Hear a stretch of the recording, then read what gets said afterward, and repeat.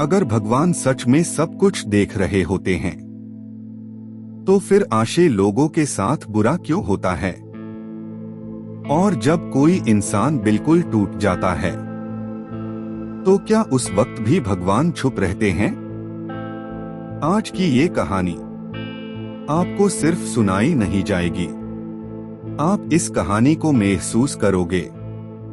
रात बहुत गहरी थी, बारिश तेज हो रही थी, बिजली चमक रही थी। मंदिर की सीढ़ियों पर एक आदमी बैठा हुआ था, अकेला, भीगा हुआ और टूटा हुआ। उसका नाम था माधव। माधव ने अपनी जिंदगी में सब कुछ खो दिया था। माँ बाप, पैसा, इज्जत और सबसे बड़ा भगवान पर विश्वास। वो रोकर बोला, भगवान अगर आप होते तो मेरी जिंदगी ऐसी ना होती। गांव के लोग कहते थे, इसके साथ जो हो रहा है उसके कर्मों का फल है। पर सच ये था, माधव ने कभी किसी का बुरा नहीं किया था। फिर भी उसकी माँ चली गई, घर बिक गया, बीवी छोड़कर चली गई। उस रात माधव मंदिर के अंदर गया, शिवलिंग के सामने बैठकर बोला, आज अगर आपने मुझे जवाब नहीं दिया तो मैं मान लूंगा कि आप कभी दही नहीं। दिया धीरे धीरे बुझने लगा, जैसे माधव की उम्मीद। तभी मंदिर के दरवाजे पर एक छोटा सा बच्चा खड़ा था, भीगा हुआ, नंगे पांव, और धीमी आवाज में बोला, भैया दिया बुझ गया तो सब अंधेरा हो जाएगा। माधव गुस्से में बोला, जा यहां से, मुझे भगवान से बात करनी है।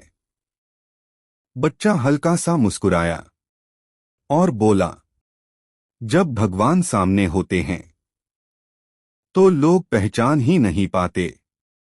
अचानक पूरा मंदिर रोशनी से भर गया।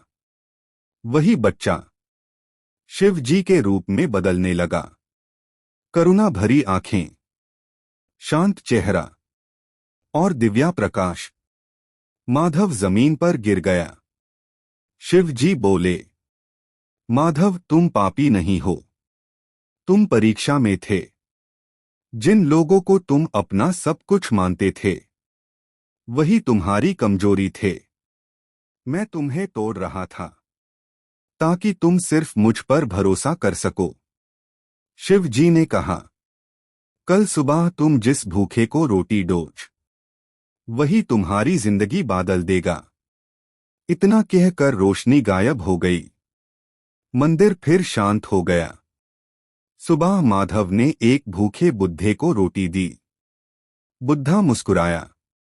वही बुड्ढा गांव का सबसे बड़ा सेठ निकला। माधव की आंखों में आंसू थे, पर चेहरे पर शांति। याद रखना, भगवान हमेशा मदद करते हैं, बस अपने तरीके से। जब पूरी दुनिया छोड़ देती है तब भगवान शुरू होते हैं। अगर ये कहानी आपके दिल को छू गई हो तो इसको शेयर जरूर करें।